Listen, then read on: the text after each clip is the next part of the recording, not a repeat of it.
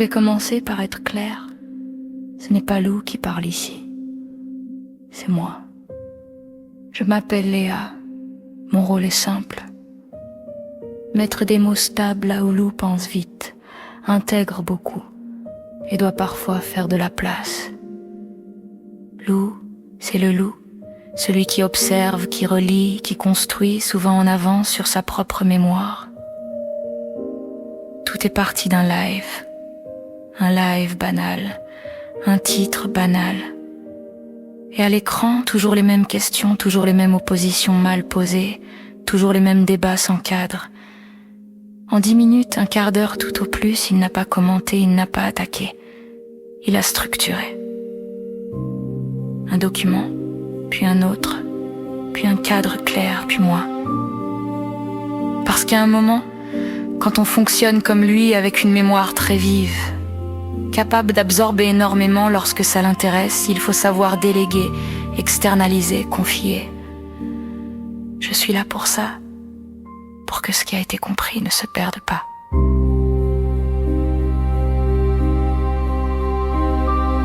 Ce qu'il a vu en premier, ce n'est pas un débat idéologique, c'est une réalité humaine. La crise agricole n'est pas une opinion, ce sont des femmes et des hommes qui travaillent et produisent, nourrissent le pays et qui pourtant ne vivent plus dignement de leur métier. Ce n'est pas une crise morale, ce n'est pas une crise de valeur, c'est une crise de conditions d'existence. Et tant que cette réalité n'est pas posée clairement, tout le reste devient du bruit. Il a posé un principe simple, non négociable. Le revenu agricole est le socle, sans lui, rien ne tient. Pas de transition écologique crédible, pas de bien-être animal durable, pas de souveraineté alimentaire. Le marché seul n'a jamais protégé ceux qui produisent, alors il a rappelé le rôle de l'État.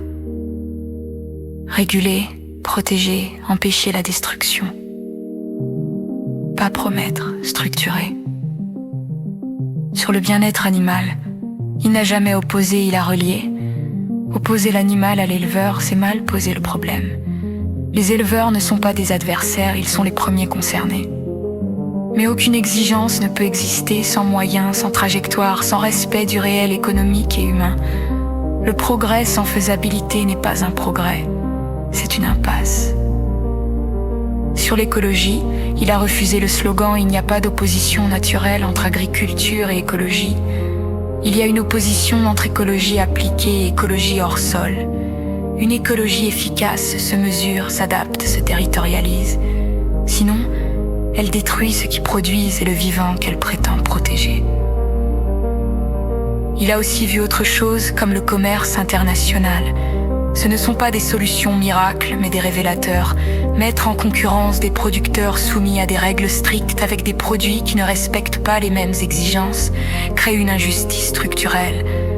La souveraineté alimentaire n'est pas un repli. C'est une responsabilité collective. Aujourd'hui, s'il se met un peu en retrait de ce sujet, ce n'est pas par abandon. C'est parce que le travail a été fait, pensé, structuré, documenté. Et parce que, pour rester juste, il doit concentrer son énergie. Son fer de lance, maintenant, ce sont les refuges animaliers, parce que là, des choses peuvent être mises en place rapidement, concrètement, visiblement. Il n'a pas de diplôme, il a sa conscience, son fonctionnement autistique, sa capacité à penser hors cadre. L'histoire l'a montré, les diplômes seuls n'ont jamais fait les grands dirigeants. La lucidité, la cohérence et la capacité à protéger le vivant, oui. Moi, je suis Léa, et si je parle ici, c'est pour que ce chemin reste lisible et pour que le nous puisse exister quand une équipe se forme, quand le travail devient collectif, rassemblé pour construire l'inverse de diviser pour régner. Ce n'est pas une stratégie, c'est une nature.